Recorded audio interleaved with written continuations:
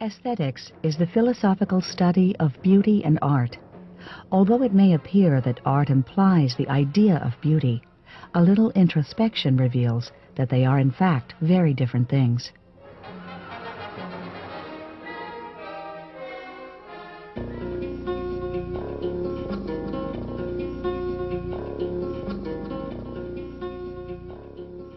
Is Picasso's Guernica, a wild and disturbing portrait of war, a beautiful painting?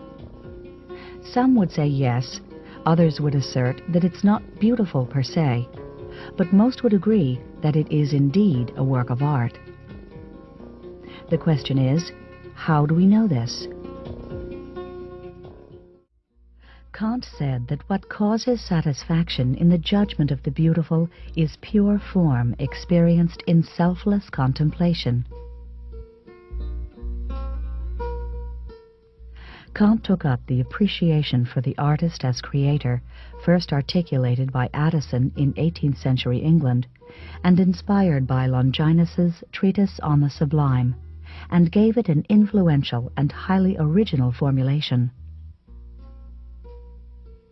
Kant's notion of the genius artist holds that the artist is not a skilled craftsman, but rather an exceptionally sensitive and superior individual.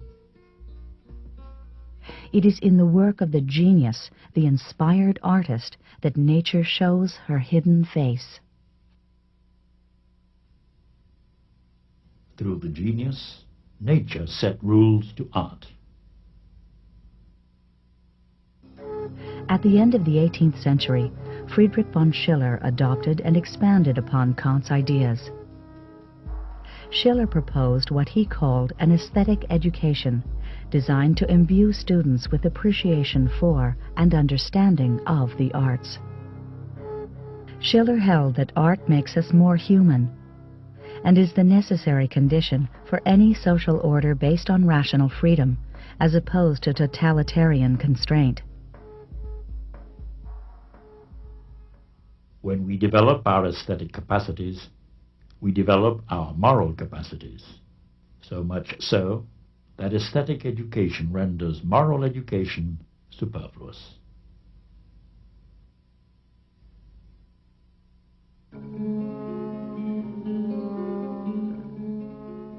The Kantian theory of genius was of great importance in shaping Romanticism, a movement whose main tenet was the importance of the artist. Romantics considered personal talent to be a value in itself and took it to be innate. Following Kant, they believed that there was no school in the world that could teach someone how to create a masterpiece. Thus, the worship of the individual and unconventional genius, which began with the 18th century English philosophers, became central to aesthetics.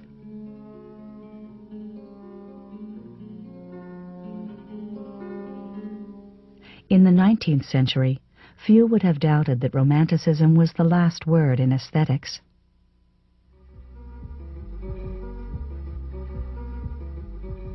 The German philosopher Georg Wilhelm Friedrich Hegel, in his Lectures on Aesthetics, distinguished 3 ages in the history of art.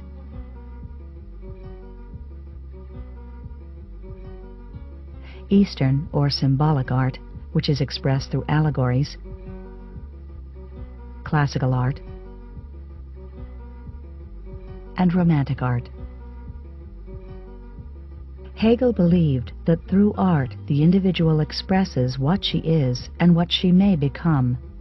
In art, material things are spiritualized. Romantic art is the climax of this act of spiritualization.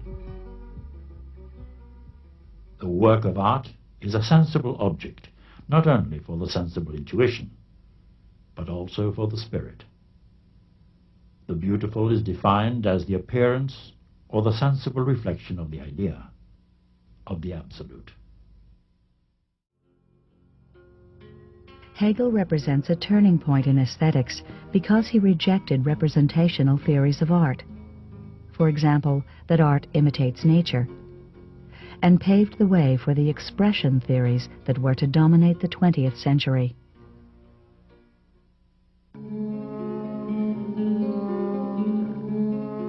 While Hegel's reflections on aesthetics were becoming increasingly influential, another German philosopher, Arthur Schopenhauer, turned his thoughts to art as well.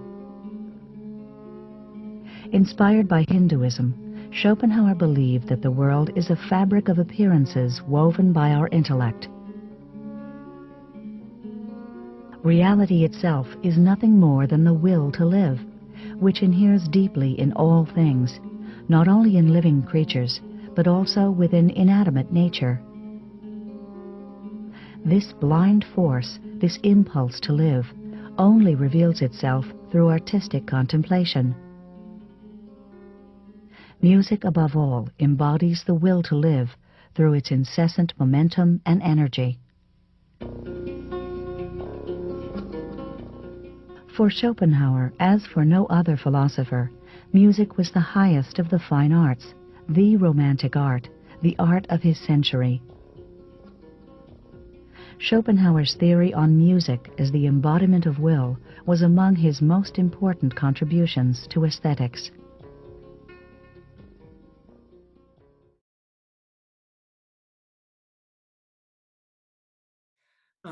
Schopenhauer thus identifies the supersensible substratum of nature on one hand and the supersensible faculty of mind on the other hand, and it is against this background that he actually comes to aesthetics, comes to considering the aesthetic experience proper.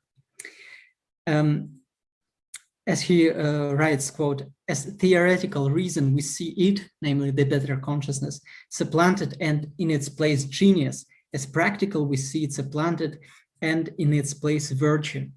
End quote. In fact, its opposition is vice, as Schopenhauer says. So note that for him, it is not some ordinary experience or ordinary cognition, but downright vice, sin.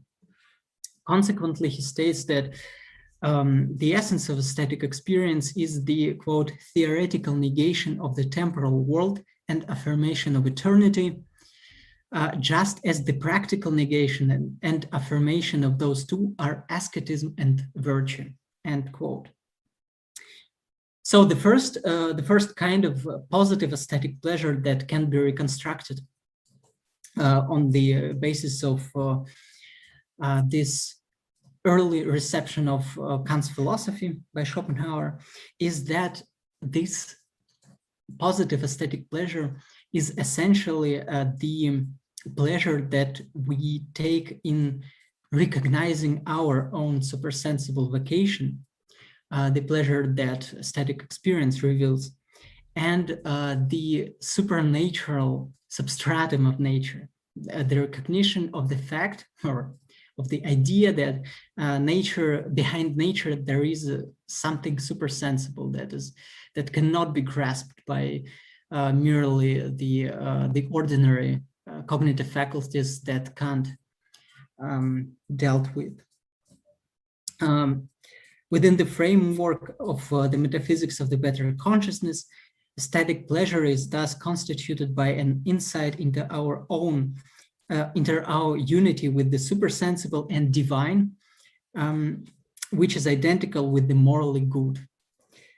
Later, Schopenhauer would abandon his view of reason as an immediate manifestation of true cognition, as well as a direct allusion to the moral dimension of aesthetic experience, but this transcendental pride or partly intellectualized judgment of taste, as Kant would put it, would become part and parcel of his aesthetic, where it can be seen in the freedom. I quote the D part of this page. Yes. The freedom which otherwise applies only to the thing in itself and can never show itself in appearance, can then also emerge in appearance.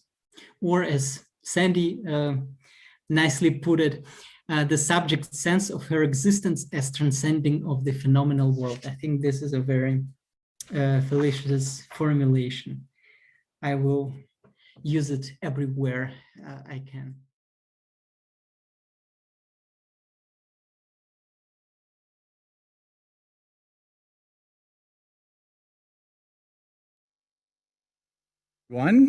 Thanks for your patience. We just had a few people arriving late, so we wanted to make sure they had a chance to get in. My name is David Leinster, and I'm the CEO of Contemporary Calgary, and it's my pleasure to welcome you all to Beauty and the Brain. Beauty and the brain. What could this possibly entail? With research specialties in perception, cognition, and cognitive neuroscience, Dr. Oshin Vartanian won't just be talking about beauty in the brain, he'll be unpacking his research into the science of aesthetics. Oshin's career stems from his curiosity about the scientific basis for creativity, from which his primary area of research involves the psychology and neuroscience of creativity. But simply, what is it that drives the generation of novelty in the sciences and the arts? In this sense, aesthetic appreciation can be seen as the flip side of the coin. How is it that people appreciate the products and processes of creativity, be they paintings, music, literature, and so forth? Oshin received his PhD in experimental psychology from the University of Maine, and his career trajectory then saw him undertake a postdoc at York University in the early 2000s, a key time in that this is when the field of brain imaging really became a mature technology. The use of fMRI technology, or functional magnetic resonance imaging, to study how the brain responds to the experience of viewing artworks became Oshin's focus.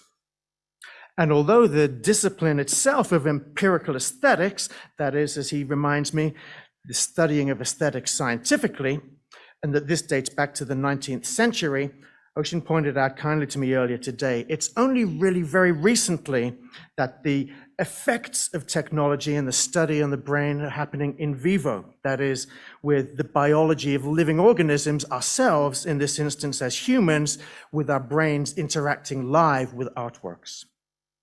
But of course, looking at the data is only one level in terms of the brain and is one window into the process.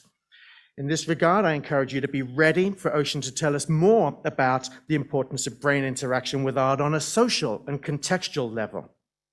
And with the online research gate indicating he has 123 published works amassing 3,549 citations, I think he knows his stuff.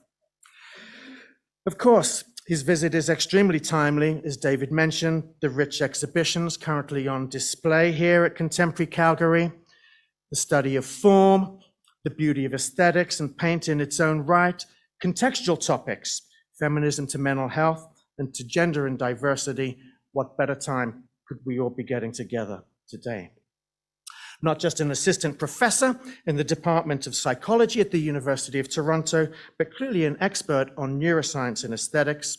Prepare your synapses to be titillated, and welcome Dr. Oshin Vartanian. Okay, how about the second system, sensory motor? Okay, I always like to put this image up because every time I look at this image, it's such a visceral image to look at. Okay,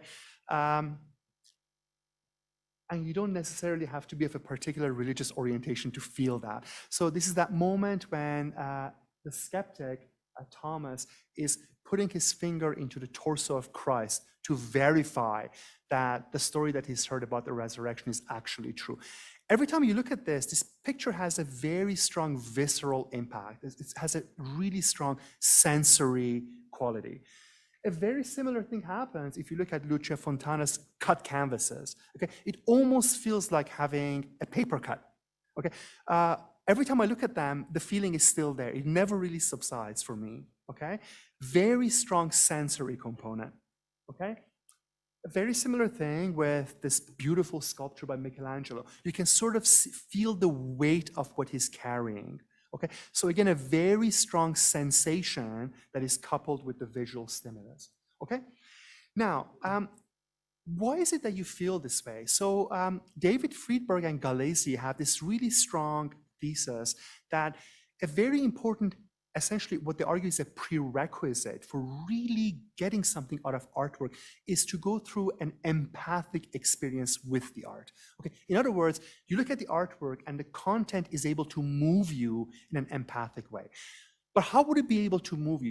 You need a mechanism that can actually account for that. And the mechanism that they use for actually accounting for this particular phenomenon of empathy is what we know happens in the brain in terms of the mirror neurons. Okay, so mirror neurons were first discovered in primates. They've since been discovered in humans. As you can see, they overlap with the motor parietal pathway in the brain. And this is that remarkable finding that showed that regions of the brain that are activated when a person actually engages or executes a motor act are by and large the same as when a person views the execution of the act. Okay, so in other words, if I hold the cup in front of you and your task is to actually reach for the cup and grab it, this activates the motor and parietal pathways in the brain. But if I show you an image or a film of that happening, they activate by and large the same areas. And these areas are what we talk about in terms of mirror neurons. They're mirroring what's happening.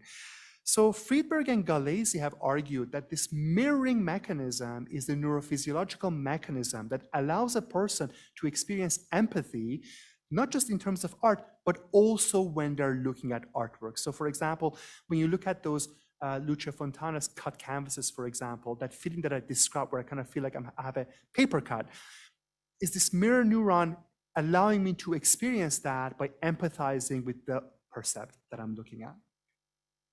Okay, but it's not only limited to what I've shown you so far. So people who like Van Gogh's painting, so one of the most beautiful aspects of Van Gogh's painting is you have a lot of implied motion in the work. Okay, so remember, it's not actual motion, it's implied motion. So there's a really nice study that was published a few years ago in the journal Neuro Report, where people were shown pictures of Van Gogh's paintings in the fMRI scanner, and their task was to basically rate them on aesthetic preference. And what they found is that regions of the brain that are sensitive to movement are activated as a function of how much movement is implied in the paintings that people are looking at. Okay, in other words, it doesn't have to be actual movement in the painting for these regions of the brain to respond. Even implied movement is sufficient for doing that, okay, which is remarkable.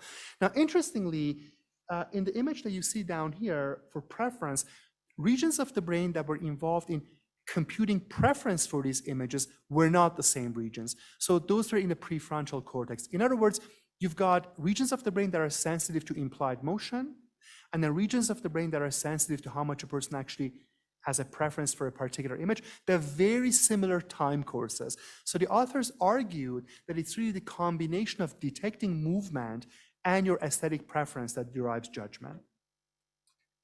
Another very interesting study that was done by Zaira Cataneo and colleagues is they showed people images, again, they were either representational or abstract, half of which had implied motion, the other half didn't.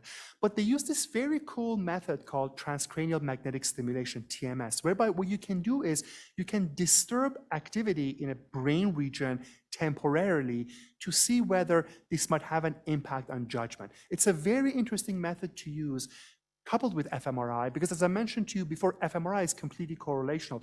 TMS actually allows you to bring about a causal disturbance and see its effect. And they were able to show that when you disturb regions of the brain that are computing implied motion, preference for abstract works of art drops, the ones that are actually generating an implied motion effect. Okay, so this is very strong argument in favor of the particular regions of the brain that are sensitive to implied motion playing a causal role in actual aesthetic preferences for those paintings. The same kind of effect was not seen for representational works.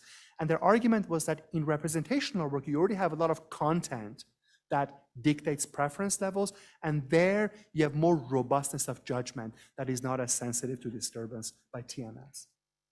Okay, this one is a wonderful study that came out a few years ago. So, you know, pointillist paintings, you know, you can look at Seurat, everyone knows these beautiful works that are done that require very careful brush work. Okay, so in this particular study that I highly recommend this study also. I mean, a lot of the stuff that I'm talking about today, if you want to, I can send you my presentation. There's wonderful stuff to read here.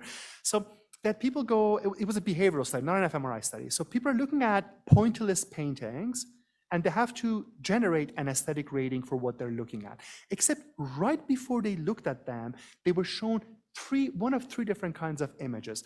One of them is a hand holding a brush in a very rough stroke. Okay, that's what you see at the middle. Okay, it's clearly not the way one would hold the brush when you're trying to generate a pointillist painting. Okay. Then at the uppermost image up there is exactly how you'd expect the person to hold a brush as they're doing very detailed work that would need to be done when a person is trying to generate a pointillist painting. Okay, at the very bottom, you see the control condition where it's just a gloved hand. Okay, and they were able to show that when people are looking at these images and are generating an aesthetic response for how much they like it, if it's preceded by the brush that's held the right way, their aesthetic ratings are higher. Okay, so what does that tell you? That tells you that there is some kind of an empathic response going on when you're primed by a particular brush stroke. And if there's congruency between the holding of the brush and the kind of artwork that you're looking at, you're more likely to find it aesthetically pleasing. All right? Okay. So I hope that I've made the argument here that sensation and perception are both very important. I don't want to make the very strong argument which I've listed up there, which was made by Friedberg and Gallese, who have argued that the empathic response along the lines that I've talked about already are necessary, okay, for having a full-fledged aesthetic experience. I think there are probably plenty of examples now, research-wise, that we've shown that clearly, there are specific kinds of artworks in which empathy of this kind has a very important role to play. And if it's not there, your aesthetic experiences will be depleted.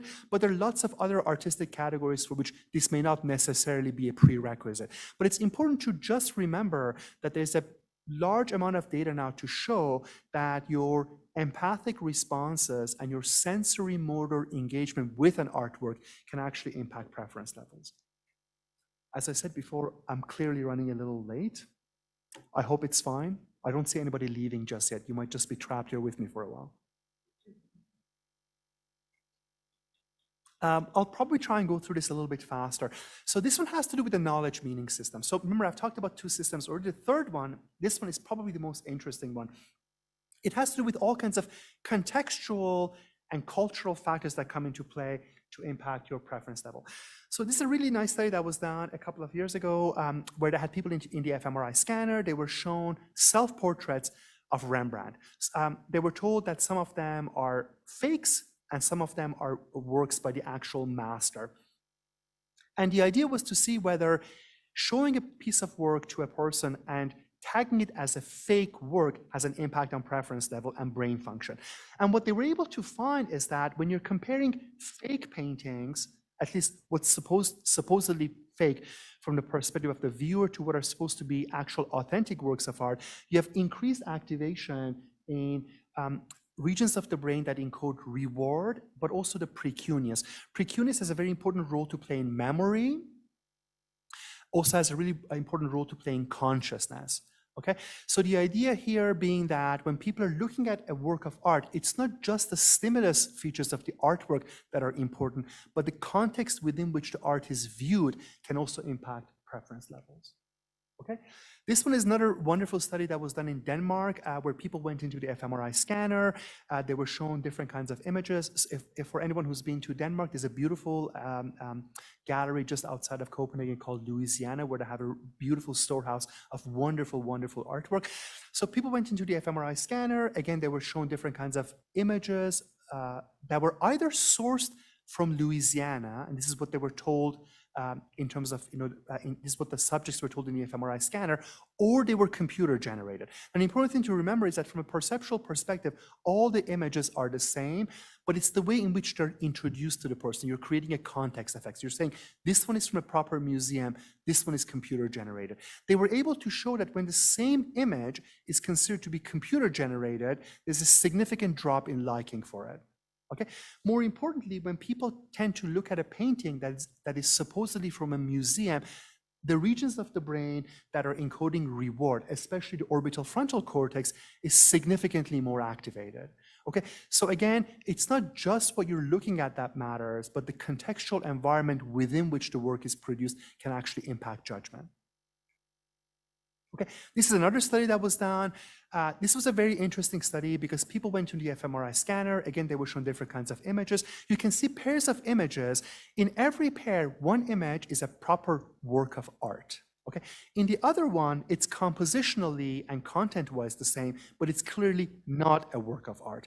And the authors were able to show that when people are looking at these images, you see significant differences in the brain's system that encodes reward. Okay, so regions of the brain that are encoding reward are actually activated significantly more when people are looking at something that's supposedly an actual work of art, as opposed to something that's compositionally and content-wise similar, but not a work of art. Okay, so to sum up, it looks like aesthetic experiences emerge out of the interaction of three large-scale systems in the brain. There's the reward emotion valuation system, there's a sensory motor system, and there's a knowledge meaning system. Not all of them have to be activated all the time for aesthetic judgments to emerge, but almost always there's interaction between at least a couple of these systems. Okay, it's a very flexible system. In some cases, a particular system will take over more than the others, but all of these factors come into play to impact what you find aesthetically pleasing. Now, how about moving beyond this? Okay, so about 20 or 25 years ago, when a lot of this work was really starting, we were really focused on specific structures in the brain. But now we no longer look at structures, we look at large-scale systems in the brain. And these are groups of neurons that tend to be co-activated at the same time when the person is doing something similar. And one of the major systems in the brain that's gained huge amounts of attention recently is the default mode network. You may have heard about this already because it's discussed in the popular media quite often. So the default mode network is the network that typically comes online when you're not dealing with external stimuli. Okay, so right now, it's probably deactivated in almost all of you if you're paying any kind of attention to me. Okay, but it comes online due to what I refer to as internally generated thoughts. So when you're mind wandering, when you're daydreaming, the default mode network is significantly more activated. Okay, so what happens when people look at paintings, interestingly, has also been shown to engage the default mode network. And this network, not only is it engaged for internally generated thoughts having to do with things like mind wandering and daydreaming, but it's also very heavily engaged when a person is thinking about self-relevant information. So any kind of priming that gets the person thinking about themselves gets to engage the default mode network. So Ed Vessel, whom I've talked about before already when I talked about the individual differences study, did a very nice study where people went into the fMRI scanner, they were shown different kinds of artworks. Again, he had them rate these artworks on how moving they were found to be. And he found that in cases where you find the artwork to be most moving, so if you're looking at the Likert scale going from 1 to 4, when you're generating ratings of 4, the default mode network tends to be significantly more activated than not. Okay. That's great. Thank you very much, Kate. Okay, Wonderful. thank Oh, you. you got a mic too. That's really I've got a clever. mic too, All right, that's go right. ahead. Thank you very much for a very informative talk. And I know you can't cover everything, but I was just curious about the people you have viewing in terms of their characteristics. In your research, do you gender, other age, etc., background, does that matter? Oh, that's actually an excellent question. For most of the studies that we typically do with fMRI, we have some demographic information that we collect. So we typically would have information about gender, would have participants' age. One thing that we always look at very, very closely is formal training in the arts.